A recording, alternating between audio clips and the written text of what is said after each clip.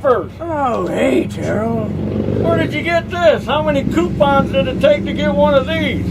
It only took one coupon, Taryl. This one. Oh, you won Right the here. lottery? That's right, Taryl. Hit the big one. No more minivan for you, huh? That's right, no more minivan for me, Taryl. What is this? Is this a rattlesnake? No, Taryl, this is a Cobra. Oh, a Cobra, Shelby Cobra. That's right, Taryl. Well, I've seen those lottery shows, and you'll be broke in 6 months, just like everybody else, and you'll be back here bothering us, coming in. So, what are you doing here? Just coming by to say that I'm moving down to Florida. Me and Mother. Oh, yeah? That's right. Where you going, Boca Raton? I don't think so, Taryl. We're moving to a mobile park down in Orlando. So you just come to say goodbye, huh? Pretty much, Taryl. All right. Well, Won't be around much longer. good luck. All right. I'll see you in 6 months. Back in the minivan. I don't think so, Taryl. Yeah, I bet. Cool car.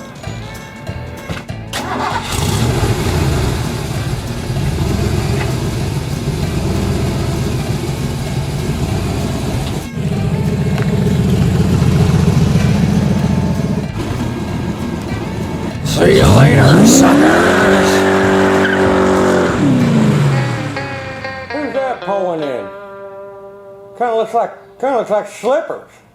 Yeah, that looks like Slippers minivan. What happened to the Cobra? Thought he won the lottery. Yeah, I thought he was in Florida and he was never coming back. I'm back, Taryl. Yeah, look who's back, Junior, just like I said. Well, I'm wrapped up in a tangle with the IRS right now. Oh yeah, why? What'd you do? Apparently, you gotta pay taxes on that money. Oh yeah, you gotta pay taxes on that money. I told you you'd be back. I know all those lottery winners. They all go broke 6 months later. Here you are back. I might be going to jail, Taryl. Well, you wouldn't last too long in jail, but then again, as annoying as you are, they might let you out early. We'll just have to wait and see what happens. Yeah. Well, don't think you're going to be camping out here every day, Slippers. Well, I just wanted you guys to know that I'm back. Okay. Well, I'll be stopping in. all right. Well, thanks for the bad news. We got work to do. All right. Clipping coupons. Yeah, go back to clipping coupons, Slippers. I knew that Slippers would be back, broke, possibly looking at jail time. But that was a sweet car, that Cobra. I think I'm going to go to tax sale and see if I can pick it up cheap. That'll be my new car. Slippers can be looking at me through some bars. But anyway, today we're going to focus on fixing the fuel lines on one of these cheap weed eaters. Now, we don't normally work on these weed eaters because with the labor costs and everything, it's too expensive. You could just go buy a new one. But I'm going to show you how to fix it yourself. Isn't that nice of me? Yeah. So you can see the fuel lines are broke off. They rotted away. So first thing you're going to want to do, drain out any gas if there's any gas in there.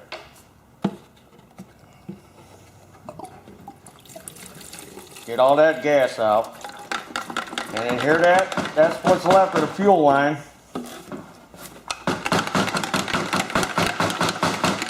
Well, we'll get that out. Then you're going to want to take off the air filter. And the foam, that little baffle, then you need an Allen wrench. Take this off so we can get to those holes in there, because how the fuel line seal is through the gas tank. That's kind of a cheap way of doing it. It should have a grommet, but they just seal by fitting tight through them holes. I see people try to glue them and everything else. So I'm just going to go ahead and take carburetor off. Now you want to remember how these go. This is the inlet. This is what sucks the fuel up out of the tank. See this thing here? That's called a purge bulb. So what it does is it sucks the fuel out of the tank, brings it up through the carburetor and dumps it back in there. So that way when you go to pull it on choke, the gas is already at the carburetor. So the skinny one is the fuel pickup, and the big one here is the return line. So we're going to take that off. Now I want to get the rest of this stuff out of here. Shake it around. Alright, I got that filter out of the tank. You can reuse it if it looks clean, or you can buy a new one at your parts store. And here's that fuel line. Look at it. It's all just falling apart. So bring your fuel line to the store where you buy your parts. Or another trick is, I got one of these drill gauges that I got out of some magazine or something. They sent it to me for free. So you can use that to gauge your fuel line, see what size it is. So that one fits there. And then you can go to your parts store and get the fuel line. They got it in different sizes. I usually get it by the foot. So here's a piece. So that's that one. And then here's the other one, the bigger one we need, the return line. Alright, here are just two. There's a lot of different sizes of this fuel line. Here's just the two for this Weed Eater brand. So the cameraman's going to zoom in on that one, and he's going to zoom in on that one. Okay, there's two different size holes in this tank. So what I do is you skin it back. Skin this back. So you can get it started in there.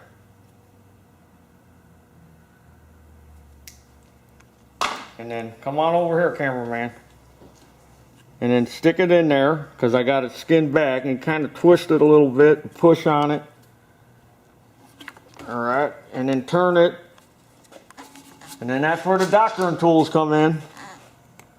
Now I can reach in and grab it and lock onto it. Now I can pull it through. See? You're gonna, you know, by having a foot, you're gonna waste a lot. But that's alright, this stuff isn't that much, it's pretty cheap. Now I'm gonna cut this off. Then I'm gonna put the fuel filter on the end.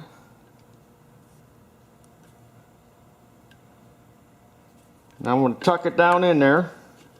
Now I'm going to pull some back. Now you want to make sure it's sitting, laying flat down in the bottom. You don't want to go too short. Then you got enough hanging out so when you put the carburetor back on, you can trim it up real nice. Now you do the same for the return line. Just skin it back. That's simple. Now on those home light ones, the holes are way in the back. So sometimes you got to skin it way back. You might want to get a couple feet on a home light trimmer. And then feed it through, and then you're going to have to reach way in there and pull it out. So you're going to end up wasting a lot. Now this is just a return line, so it don't have to go in that far. Doctoring tools. Find that end.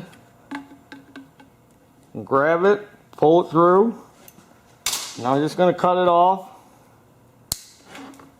and then I'm going to pull it back. So you only need about an inch or so to stick through, because that's just the return line. Now, if that's all you wanted to do is just replace the fuel lines, well, then you can just stop the video here, you freeze frame it, and then say, okay, that's all I needed to know to put the return lines in, but I'm going to go a little bit further on this one, and we're going to go through the carburetor.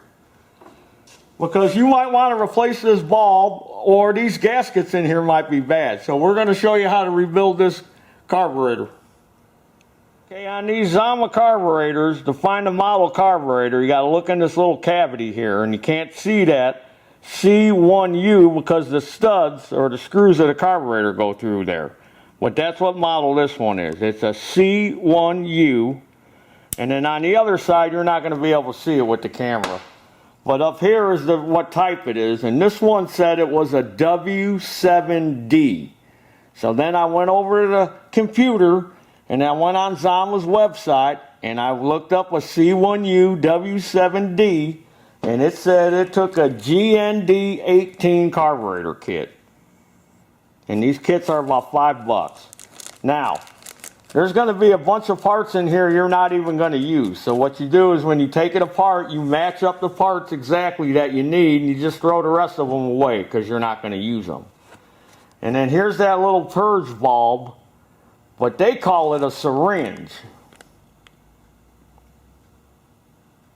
And you can get that at your parts store. They come in a package of 10. They're about $2 a piece. So you might as well get one of them too. So what we're going to do first is I'm going to take this side off first with a Phillips screwdriver. Now where's the screwdriver?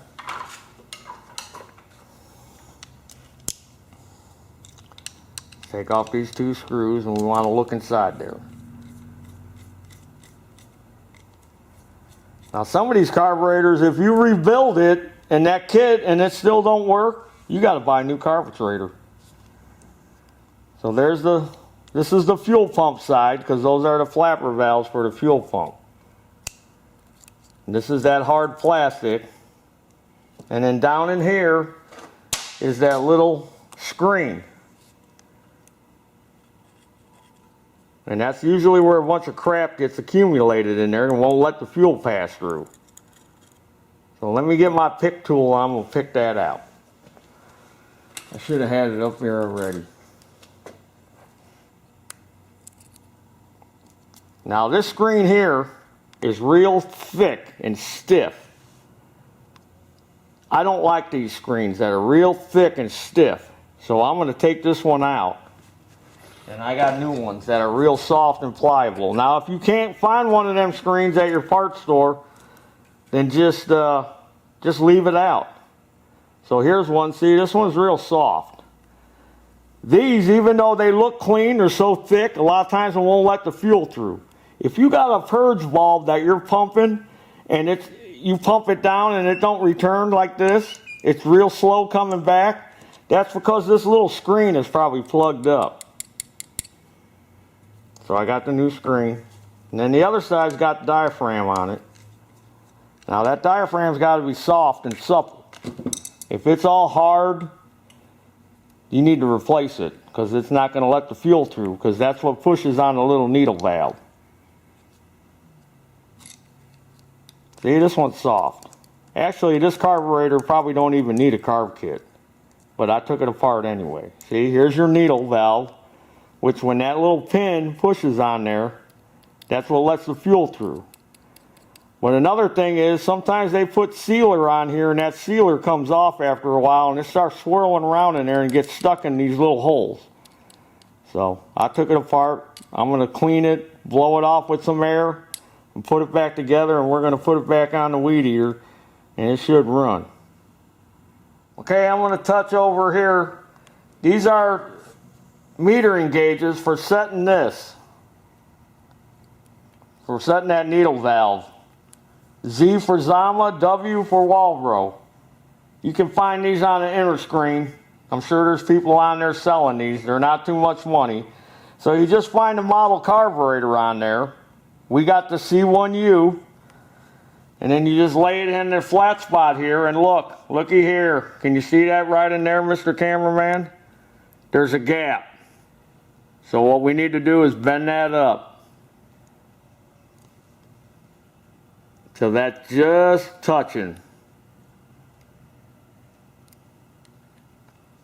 Now they make a complete carburetor kit that comes with a new needle and everything else, and that starts with RB.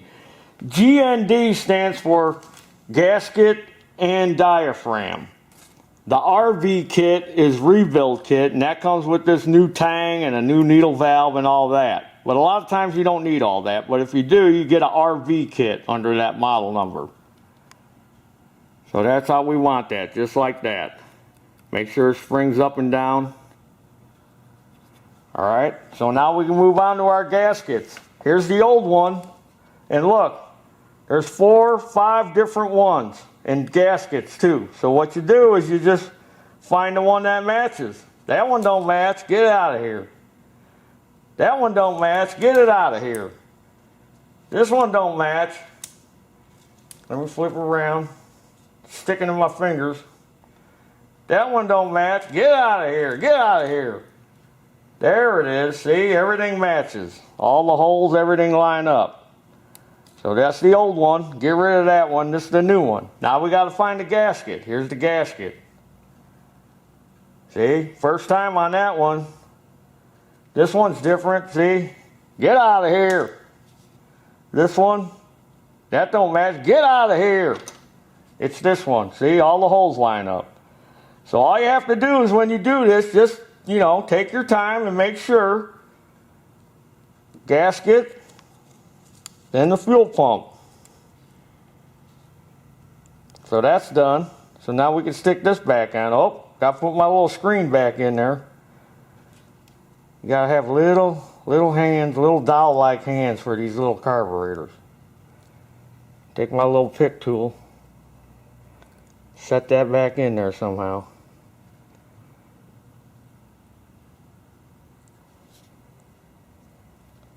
Alright, we got that in. Now we're going to take this. Have to move this out of the way a little bit. There we go. Now we can put our new syringe or purge bulb or primer bulb, whatever term you want to use. Stick them in there. Get our Phillips screwdriver. Screw it down. Don't tighten it up yet. Just get it down. And go back and forth, snug them up a little. Alright, we got that done.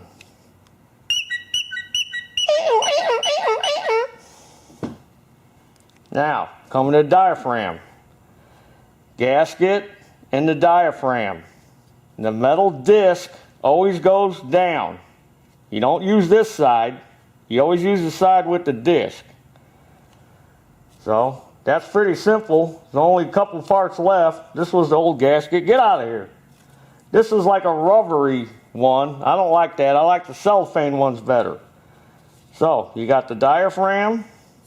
See, I didn't pull it all off yet. It's still stuck to it. And then the gasket.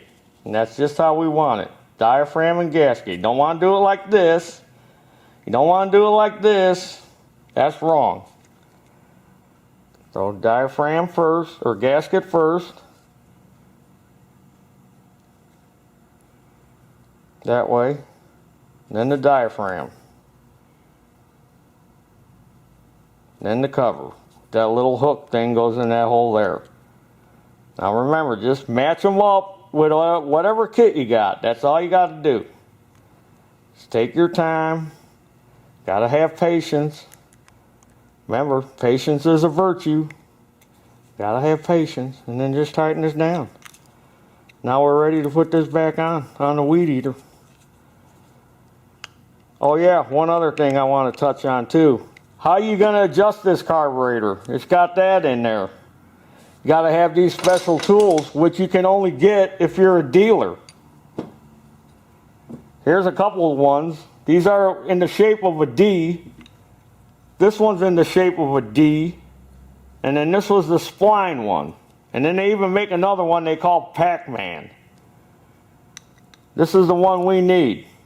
You're going to have to come up with some kind of crafty way to get in there and turn that. And if you can, take it out, maybe put a slot in it so you can get a screwdriver around it. But the reason they do this, they don't want you messing with this carburetor. Or carburetor, as I call it. So now it's ready, we're going to put it back on there. Alright, I'm going to put the carburetor up here and kind of gauge how much I'm going to cut off. But I could always shove some back down, pull it back through. So let me see here. Alright. I'll cut that one there. I'm going to go ahead and hook these up first because it makes it easier when it's off. Because this is real tight. Remember the skinny one went on the inside. And then here's that return line goes here. Alright, now I can take this with my screws, put that in there, hook up my cable, and get my Allen and start screwing it in a little bit at a time.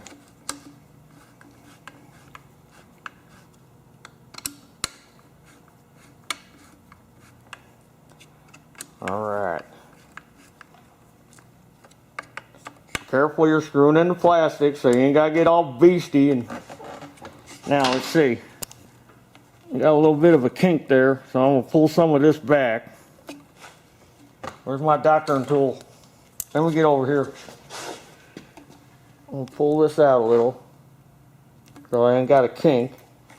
And then this other one's a little kink too, so I'm just going to pull that one through, that little skinny one. There we go. See, nice straight shot. Now all I got to do is put the air cleaner back on, put this little baffle in, put the air cleaner on, put the cover on, put some gas in it, and we're going to start it up. Alright, I got it all back together. Now another thing when you're going to tune this carburetor, you got to make sure you got trimmer line in it, because when you got line on it, it's putting a load on that motor. So you want to make sure there's line on it, because it's going to act different when you tune the carburetor. Because you got to have the load on it. So I'm going to pump it. Let's see. Oh yeah, see, gas is coming up, so it's working. Put it on choke, full choke. I'm going to hold it wide open. Look at that. Take it off choke.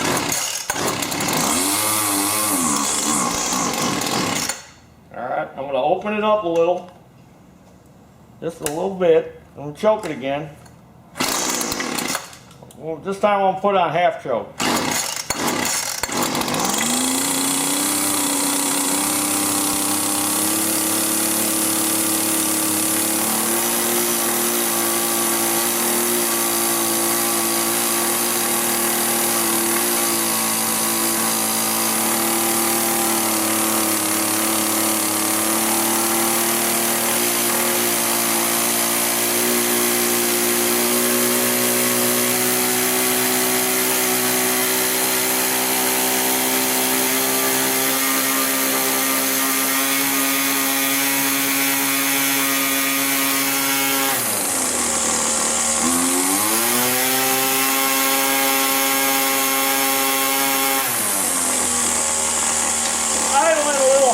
Turn down the idle screw. Just a little bit.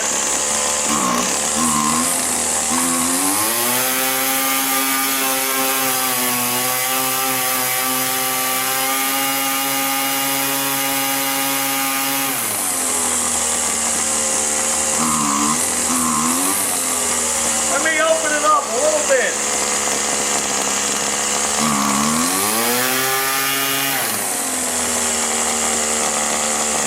More.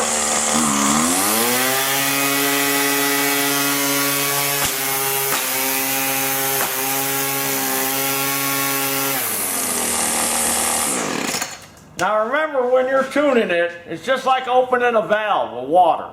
Think of it that way. When you open it, you're giving it more gas. When you're turning it in, you're giving it less gas. And another thing is you should let it warm up a minute or two to properly tune the carburetor. Alright, so now I think I got it good. It's a little warm. It should start without doing anything. Now, all I should have to do is pull it.